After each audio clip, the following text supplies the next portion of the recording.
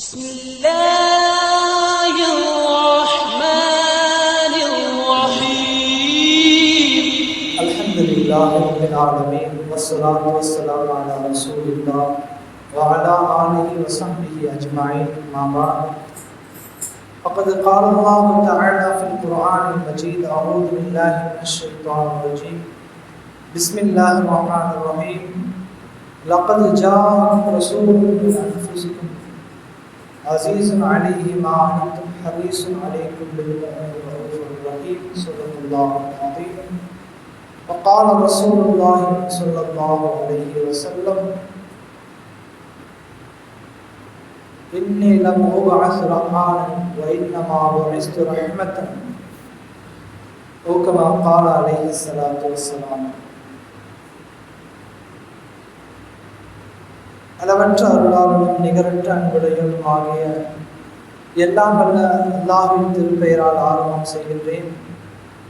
ஸலாத்தும் ஸலாமும் சத்திய தூதர் சன்மார்க்கத்தை போதிக்க வந்த இறுதி தூதர் முஹம்மது நபி ஸல்லல்லாஹு அலைஹி வஸல்லம் அவர்களின் மீது அன்னாரின் வழி அப்படியே பின்பற்றி நடந்த உத்தம சத்திய சஹாபாக்கள், தாபியீன்கள், தாபியீன்கள், உலகில் வாழ்ந்து மறைந்த என்ன வாழ்ந்து கொண்டிருக்கின்ற உண்மையான முஸ்லிமான ஆண்கள், பெண்கள், குறிப்பாக இந்த சபையில் அமர்ந்திருக்கக்கூடிய நம் அனைவர் மீதும் அல்லாஹ்வுடைய சாந்தியும் சமாதானமும் ரஹ்மத்தும் பரக்கத்தும் நிறைவாக நின்று நிலவட்டுமாக.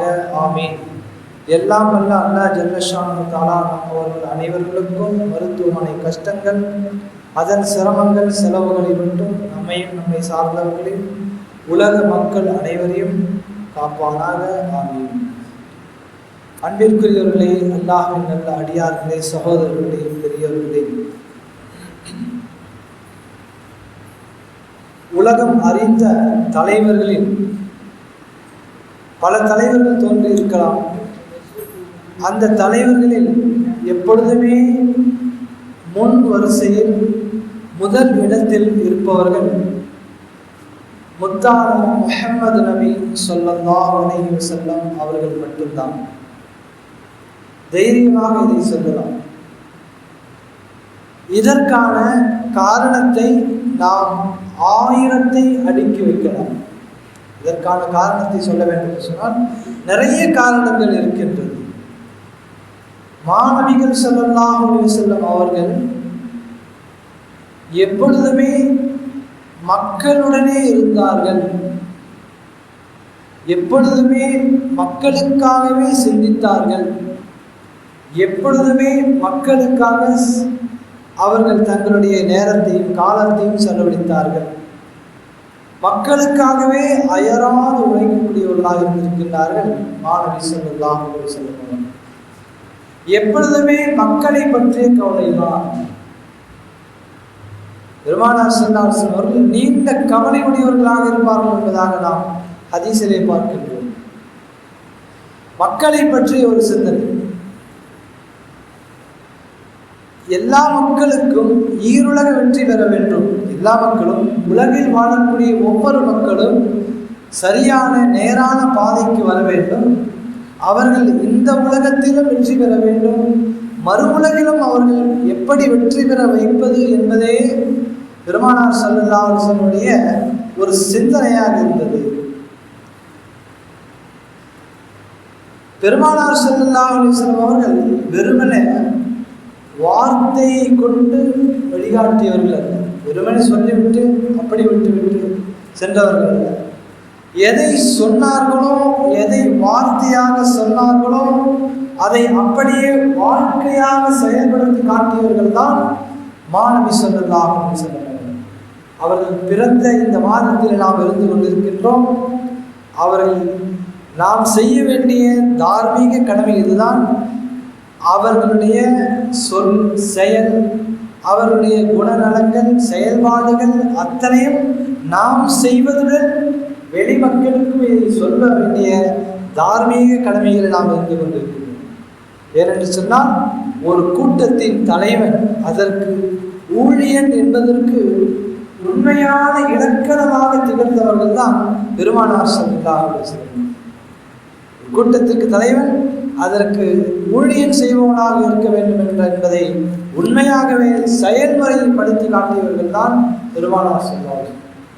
நபி ஸல்லல்லாஹு அலைஹி வஸல்லம் அவர்கள் எப்பொழுதுமே மக்களின் நலனில் பெரும் அக்கறை கொண்டவர்களாக இருந்தார். எப்பொழுதுமே அவர்கள் சுயநலத்திற்காக யோசித்தது கிடையாது. இத்தனைக்கும் பெருமானார் ஸல்லல்லாஹு அலைஹி வஸல்லம் அவர்களுக்கு மக்களின் மூலமாக நிறைய கஷ்டங்கள் வந்தது, நிறைய துன்பங்கள் ஏற்பட்டது.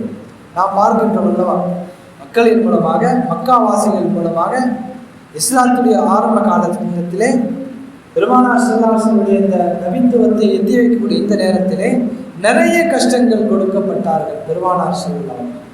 அதை சொன்னால் சொல்ல முடியாது. திட்டினார்கள், ஏசினார்கள், பைத்தியக்காரன் என்று கூட சொன்னார்கள், சூனியக்காரன் என்று சொன்னார்கள். பெருமானார் ஸல்லல்லாஹு அலைஹி வஸல்லம் அவர்கள் தொழுகையிலே இருக்கும் பொழுது ஒட்டகத்துடைய கழிவுகளை கொண்டு வந்து பெருமானாருடைய முதுகின் மீது வைத்து விடுவார்கள், இழிவுபடுத்துவார்கள். எவ்வளவு கஷ்டம் கொடுத்தார்கள். அந்த கஷ்டத்தின் போது கூட பெருமானார் ஸல்லல்லாஹு அலைஹி வஸல்லம் அந்த மக்களுக்கு நல்லதை மட்டுமே நாடினார்கள். உஹது போர்க்காலத்தில் பெருமானார் ஸல்லல்லாஹு அலைஹி வஸல்லம் அவர்களுக்கு பெரும் காயம் ஏற்படுகின்றது.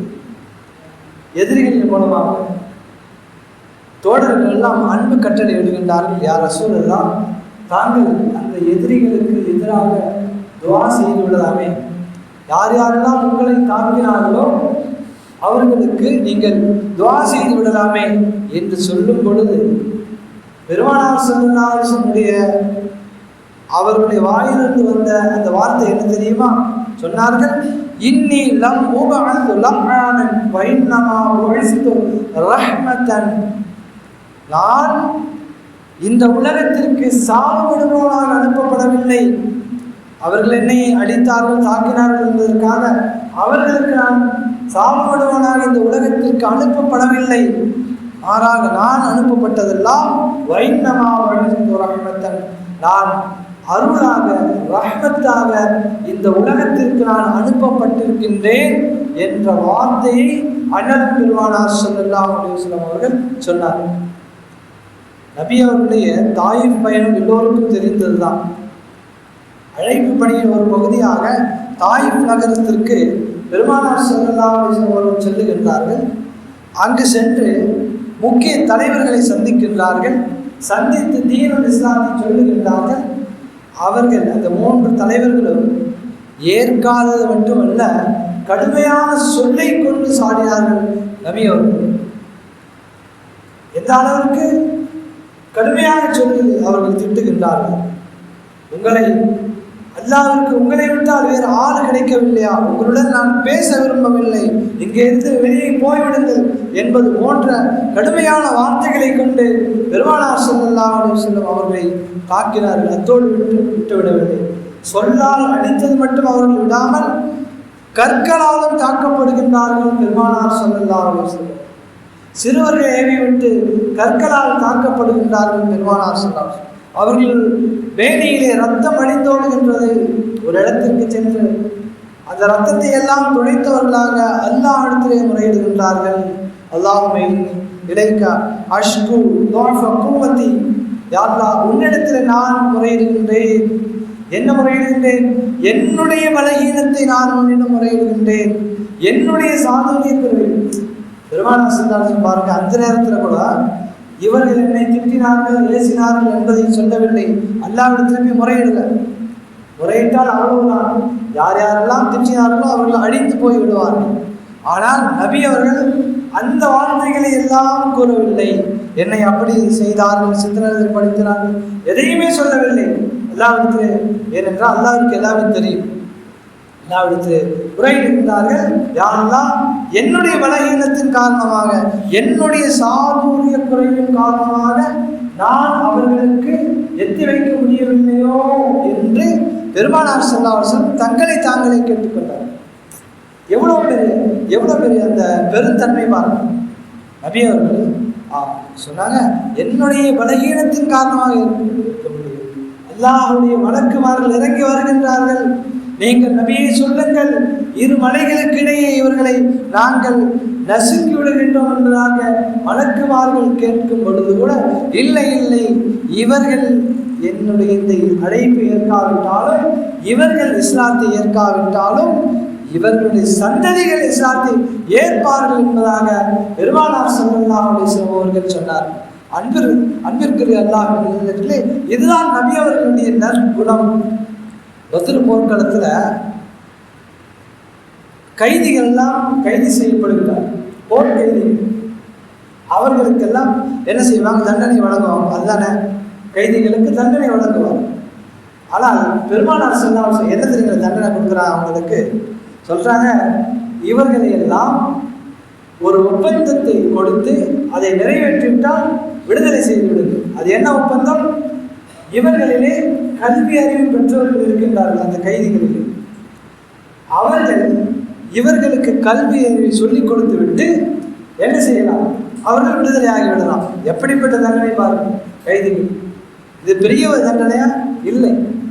இந்த அளவிற்கு பெருமானார் ஸல்லல்லாஹு அலைஹி வஸல்லம் அவர்கள் எதிரிகளுக்கு கூட, கைதிகளுக்கு கூட ஒரு நல்ல ஒரு குணத்துடன், நல்ல பண்பாட்டுடன் நபி ஸல்லல்லாஹு அலைஹி வஸல்லம் அவர்கள் நடந்திருக்கின்றார்கள். மக்கா வெற்றி நமக்கெல்லாம் தெரியும். மிகப்பெரிய மாபெரும் வெற்றி தான் மக்காவினுடைய வெற்றி. ஏனென்று சொன்னால், மக்கா வெற்றிக்கு முன்பதாக பெருமானார் ஸல்லல்லாஹு அலைஹி வஸல்லம் அவர்கள் மட்டுமல்ல, தோழர்களும் கடுமையான சித்திரவதைக்கு உள்ளாகி இருக்கின்றார்கள். கடுமையான சொற்களால், கடுமையான தண்டனைகளால் நபி தோழர்கள் மக்காவாசிகளால் என்ன செய்யப்படுகிறார்கள்? தண்டனை வழங்கப்பட்டிருக்கின்றார்கள், சித்திரவதைக்கு உள்ளாக்கப்பட்டு இருக்கின்றார்கள். அல்லாஹ்வுடைய நாட்டப்படி மக்கா வெற்றி கொள்ளப்படுகின்றது. பெருமானார் ஸல்லல்லாஹு அலைஹி வஸல்லம் அவர்களும் தோழர்களும் மக்காவிற்கு உள்ளே நுழைகின்றார்கள். எதிரிகள் எல்லாம், மக்காவாசிகள் எல்லாம் கூடி குறுகி போய் கதவிற்கு பின்னால் ஒளிந்து கொள்கின்றார்கள். ஏன்? இனிமேல் நாங்கள் என்ன செஞ்சோம்? இனிமேல் நாம் எல்லாம் ஒளிந்தோம். ஏன்னா அவங்க இனிமேல் நம்ம படிவாங்க. அவங்களுக்கு சக்தி இல்லாத போது நாம் என்ன செஞ்சோம்? அவங்கள அடக்கி ஆண்டோம். இப்போ அவங்க வெற்றி கொள்ளப்பட்டுட்டாங்க. இப்போ என்ன செய்வாங்க? நம்மளை பழி வாங்க போகிறாங்க. அவ்வளவுதான், நம்ம எல்லாம் ஒழிஞ்சோம்னு சொல்லி எல்லாம் ஒழிந்து கொள்கின்றார்கள். இப்போ பெருமானார் ஸல்லல்லாஹு அலைஹி வஸல்லம் மக்காவாசிகளை பார்த்து சொன்னார்கள், நீங்கள் யாரும் பயப்பட தேவையில்லை, நீங்கள் யாரும் அஞ்ச தேவையில்லை, உங்கள் மீது யாரின் மீதும் பழிவாங்கப்பட மாட்டாது, உங்கள் அனைவருக்கும் பொது மன்னிப்பு என்பதாக பெருமானார் ஸல்லல்லாஹு அலைஹி வஸல்லம் பெருந்தன்மையுடன் சொன்னார். இந்த பெரிய மனசுடன் என்ன சொன்னாங்க?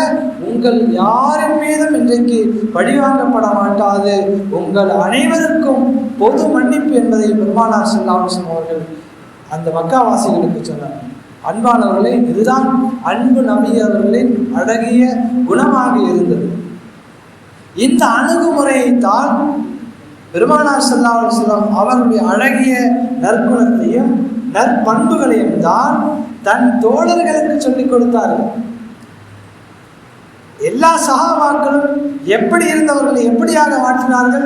சிறு சிறு விஷயங்களுக்கெல்லாம் கடுமையாக சண்டை போடுபவர்களை பெரிய விஷயத்திற்கும் விட்டு கொடுக்கக்கூடியவர்களாக சஹாபாக்களை மாற்றினார்கள் பெருமானார் ஸல்லல்லாஹு அலைஹி வஸல்லம். முஆத் இப்னு ஜபல் ரலியல்லாஹு அவர்களையும் அபு மூசா ரலியல்லாஹு ஆகிய இருவரையும் யமன் நாட்டிற்கு பொறுப்பாளியாக பெருமானார் ஸல்லல்லாஹு அலைஹி வஸல்லம் அவர்கள் அனுப்புகின்றார்கள். அனுப்பக்கூடிய நேரத்திலே நபி அவர்கள் அவர்களுக்கு உபதேசம் செய்கின்றார்கள். யஸ்ஸிரு வலா துஅஸ்ஸிரு, பஷ்ஷிரு வலா துனஃபிரு.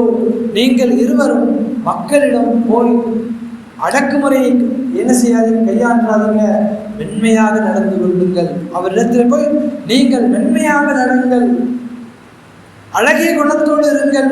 யஸ்ஸிரு வலா துஅஸ்ஸிரு, அவர்கள் மீது எந்த கஷ்டத்தையும் நீங்கள் என்ன செஞ்சிடாதீங்க, சாட்டி விட்டுறாதீங்க. பஷ்ஷிரு, அவர்களுக்கு நீங்கள் சுபச்செய்தி சொல்லக்கூடியவராக இருங்கள்.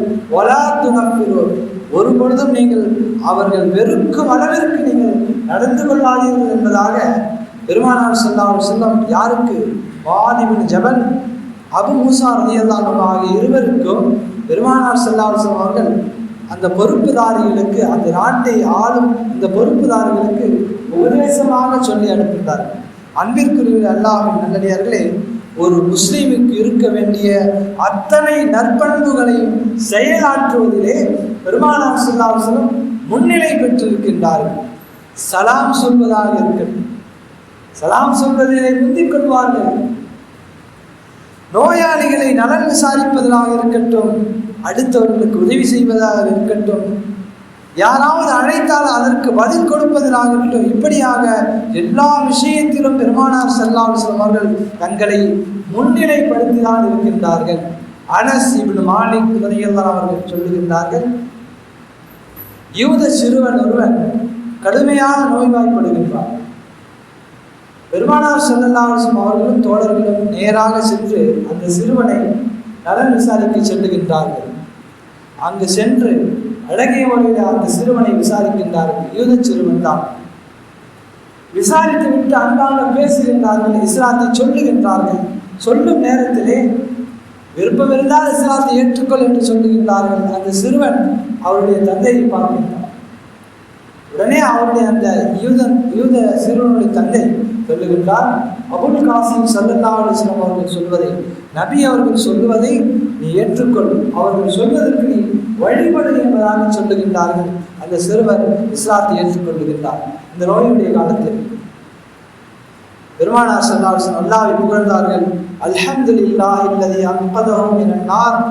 எல்லா புகழும் அல்லாஹ்விற்கே, இந்த சிறுவனை நரக நெருப்பை விட்டு காப்பாற்றிய அந்த அல்லாஹ்வுக்கே எல்லா புகழும் என பெருமானார் ஸல்லல்லாஹு அலைஹி வஸல்லம் அவர்கள் அல்லாஹ்வை புகழ்ந்தார்கள்.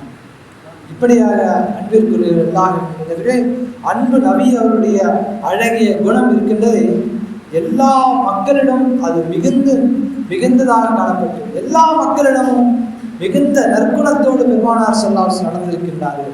அழகிய பண்புகளுடன் நடந்திருக்கின்றார்கள் என்பதைத்தான் நாம் வரலாறு முழுக்க பார்க்கின்றோம்.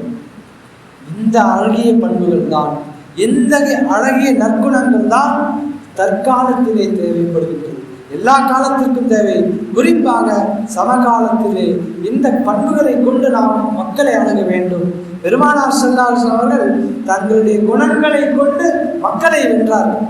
நாம் கேள்விப்படுகின்றோம் அல்லவா, அரபிய மக்கள் எப்படிப்பட்ட கடுமையானவர்கள், அவர்களை எல்லாம் வென்றார்கள் என்று சொன்னால், அவர்களுடைய மனங்களை வென்றார்கள் என்று சொன்னால் சாதாரணமாக அல்ல, சாதாரணமாக வென்றுவிடவில்லை.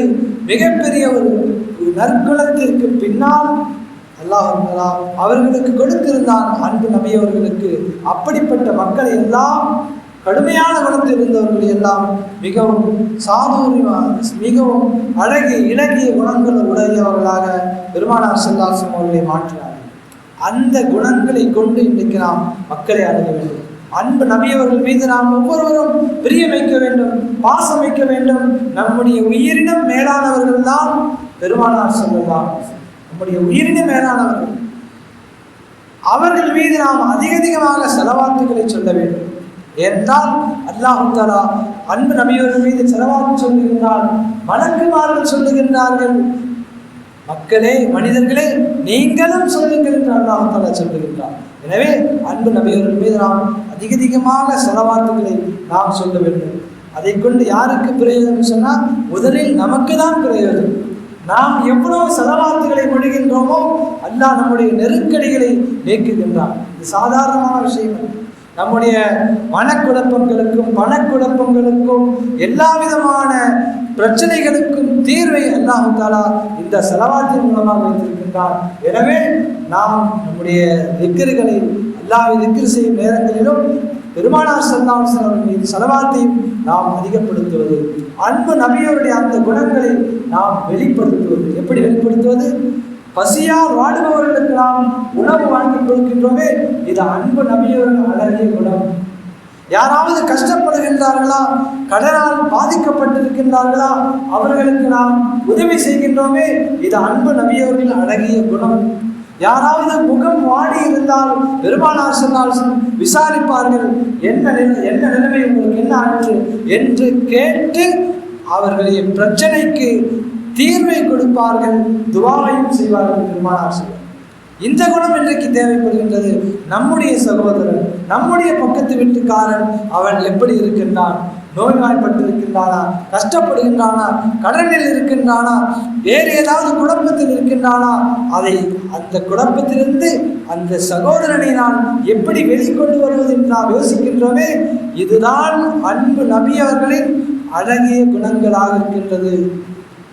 பாருங்க, இன்னைக்கு ஏதாவது ஒரு இயற்கை சீற்றங்கள் வந்தது என்று சொன்னால், அது மழையாக இருக்கட்டும், பெரும் வெள்ளமாக இருக்கட்டும், பூகம்பமாக இருக்கட்டும், புயல் காற்றாக இருக்கட்டும், இது போன்ற நேரங்கள் எல்லாம் இஸ்லாமியர்கள் ஓடி சென்று உதவி செய்கின்றார்கள் அல்லவா? இந்த குணம்தான் பெருமானார் ஸல்லல்லாஹு அலைஹி வஸல்லம் சொல்லி கொடுத்த குணம். கஷ்டப்படுபவர்கள் யாராக இருந்தாலும் அவர்கள் இஸ்லாமியர் என்று பார்க்காதீர்கள், இஸ்லாமியர் அல்லாதவர்கள் என்று பார்க்காதீர்கள், மனிதர்கள் என்ற ரீதியிலே ஓடி சென்று நீங்கள் உதவி செய்கின்றீர்களே, இன்றைக்கு செய்கின்றார்களே, அதுதான் பெருமானார் ஸல்லல்லாஹு அலைஹி வஸல்லம் அவர்கள் இந்த உம்மத்திற்கு சொல்லிக் கொடுத்த அழகிய குணங்களாக இருக்கிறது. அன்பு நபி அவர்கள் பிறந்த மாதத்தில் நாம் இருக்கின்றோம்.